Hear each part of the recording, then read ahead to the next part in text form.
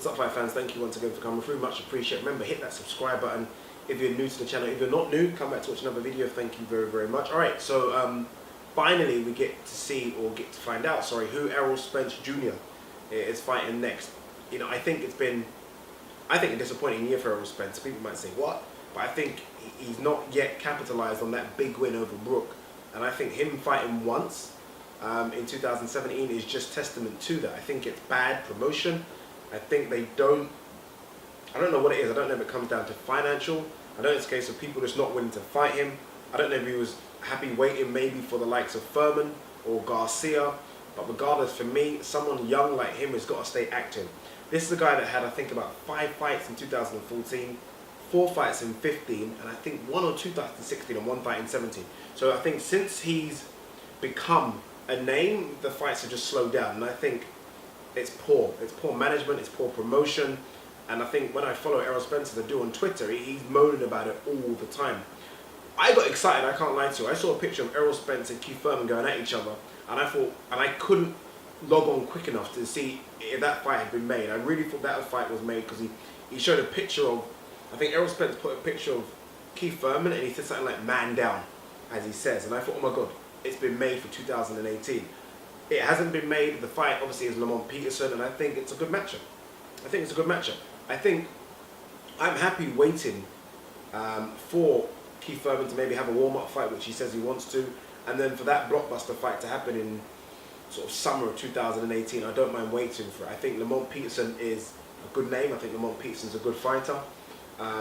He's only lost 3 times. I'm trying to think who that 3 is again. So I know he lost to Timothy Bradley by decision. He's got smoked by Matisse, and he lost a very, very close fight to Danny Garcia. He's beat decent names. He's beat Kendall Holt. Controversial win against Amir Khan, but nonetheless, he's got Amir Khan scalping his name. So he's a guy that can box. He's a guy that clearly can box. Clearly, he's going to be outweighed on the fight. Remember, he's coming up from light welterweight. So he's a career 140-pounder against a guy that I think could fight at 154 in Errol Spence. But I think it's a good competition. I think it's a good fight. Look, Errol Spence, people might think me crazy here, and I'm gonna,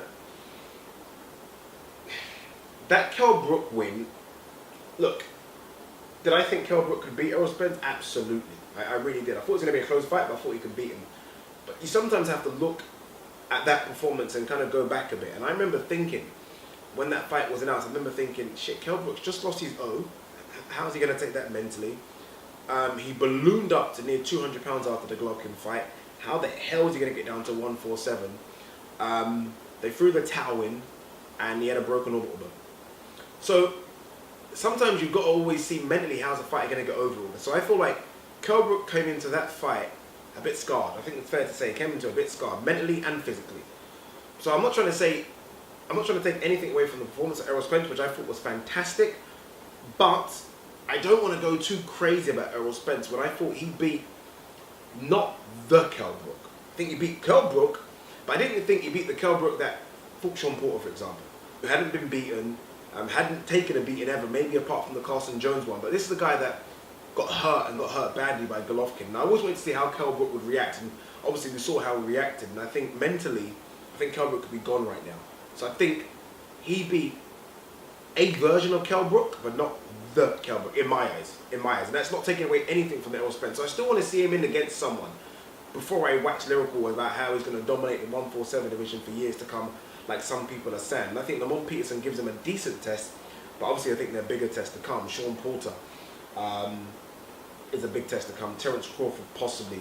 Keith Thurman. There's a lot at 147. Even Danny Garcia. People laugh at that. Danny Garcia can fight people. He picks and chooses sometimes, but when he does step up, he puts in decent performances. Zab Judah was a decent performance.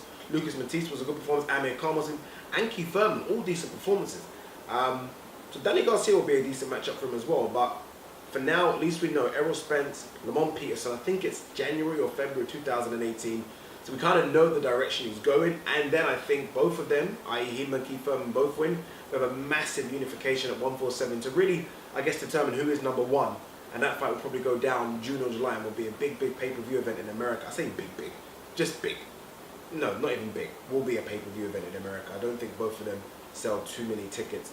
But what do you guys think of this matchup? I'm excited for it. I'm not too upset about it. I think Lamont Perterson is decent. I think Spence still has some things to prove, and it'll be good to see how he gets on against an experienced guy. It's only been stopped once, and that was against, again, a hard-hitting Lucas Batiste. Let me know what you guys think. Leave your comments below. Peace.